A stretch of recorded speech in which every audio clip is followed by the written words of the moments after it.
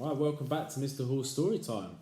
We have just read about Mr. Meek's journey through the jungle and he cannot find a thing. What is he going to do? So the next chapter is called Up a Tree. Okay, I wonder what Mr. Meek's going to do. So Mr. Meek climbed up a tree. He climbed up the tallest tree he could find. Holding on tight to the Monsterpedia, which was trying to squirm out of his hand, he spotted a number of creatures from the pages of the book. There was the one-winged bird. It was a one-winged bird, or a uni-winged bird, which is unsurprisingly flightless. It leaps confidently off branches of trees before plummeting to the ground.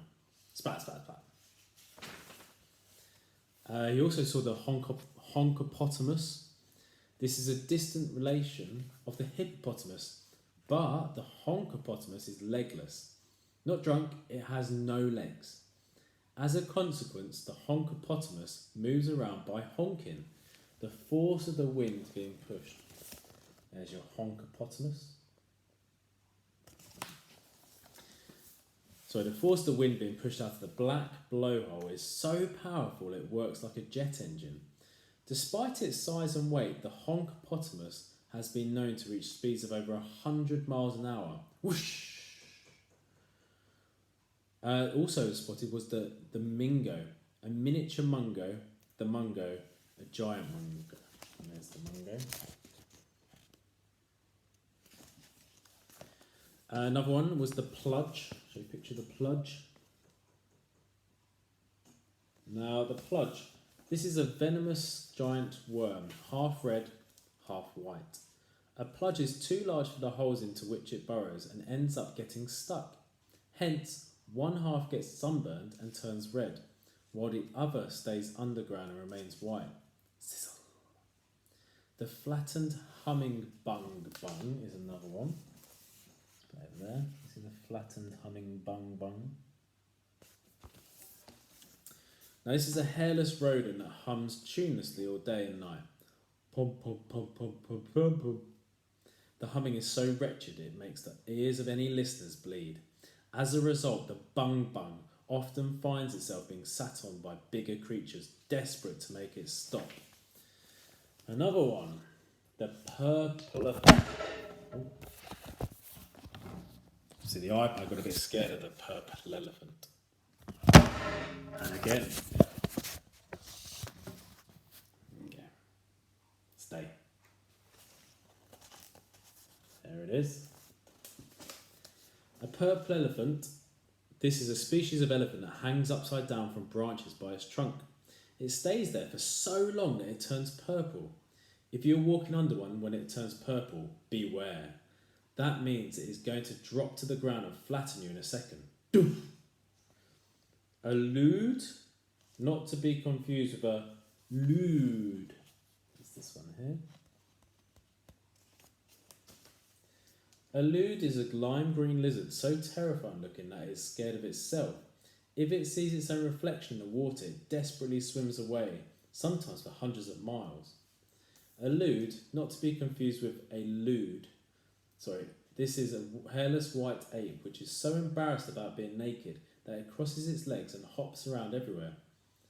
Also known as the nude lude, or the hopping lude, or the nude hopping lude. One was once spotted shoplifting dresses from a women's wear boutique, causing the old dear behind the counter to faint. However, despite Mr. Meek being able to see for miles around from the top of the tree, there was still no sign of the thing anywhere. The wind blew across the deepest, darkest, jungliest jungle, and his thoughts turned to his darling daughter. As a father, he couldn't let Myrtle down. He had to find a thing, whatever it took. If not, there would be tears. Most likely his, not hers. He thought about home. While the sun was setting across the jungle, Mr. Meek pictured Mrs. Meek putting Myrtle to bed. Right about now, his wife would be reading their daughter a bedtime story before being clonked on the head with a book and fleeing from the girl's bedroom screaming. A tear rolled down father's cheek. It was a beautiful scene. Myrtle, he said, I won't let you down. Now, lost in thought, he lost his footing. It was hard gripping onto a tree with just the one sandal. As a result, he slid down the trunk at speed, his bottom hitting each and every branch as he descended, before he hit the ground with a thud.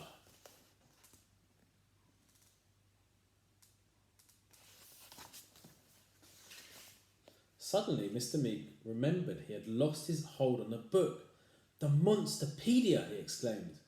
Right on cue, the mighty tome thwacked him on the head. Clonk! And it knocked him out cold. Chapter 15. Trap. What could be the trap? Is he going to use the trap? Father woke up as the Monsterpedia bonked him on the head. Mr. Meek grabbed hold of the book, unsure of where to put it. He stuffed it down the back of his trousers. Needless to say, the book didn't like that one bit and tried to squirm out. "Stop!" ordered Mr. Meek, giving it a light slap. Anyone who was there might have thought that here was a man who was slapping his own bottom. Fortunately for Mr. Meek, he was all alone in the deepest, darkest, jungliest jungle. At once the man began making a plan. If he was going to catch a thing, he would have to set a trap. So Mr. Meek found a clearing in the deepest, darkest, jungliest jungle, not much bigger than a paddling pool. First, he opened his now rather battered suitcase and took out a tin of custard creams. It was heavy as it contained 100 biscuits. He set the tin down next to his feet. Then he took out the hamster's cage and put it on the jungle floor. As quietly as he could, he opened the little door of the cage. Creak. The plan was to lay a trail of custard creams with the last one actually inside the cage. All the man would have to do was to wait until a thing followed the trail of biscuits. Then, as soon as it was nibbling the final one inside the cage, Father would slam the door and bingo, or as we all say in the jungle, bongo. The thing would be trapped. You can see his plan there.